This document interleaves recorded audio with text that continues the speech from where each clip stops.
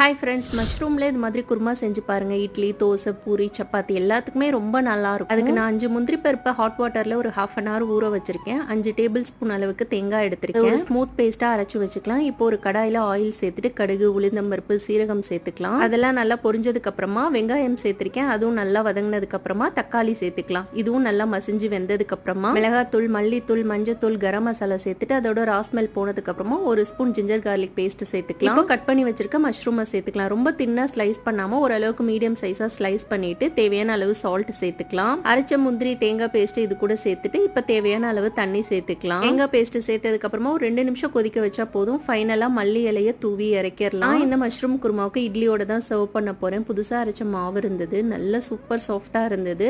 அது கூட இந்த சூடான மஷ்ரூம் குருமா வச்சு சாப்பிடும் போது சூப்பரா இருந்துச்சு. மஷ்ரூம்ல எப்பவும் ஒரே மாதிரி செய்யாம இது மாதிரி ஒரு வாட்டி ட்ரை பண்ணி பார்த்துட்டு சொல்லுங்க. தேங்க்ஸ் ஃபார் வாட்சிங்.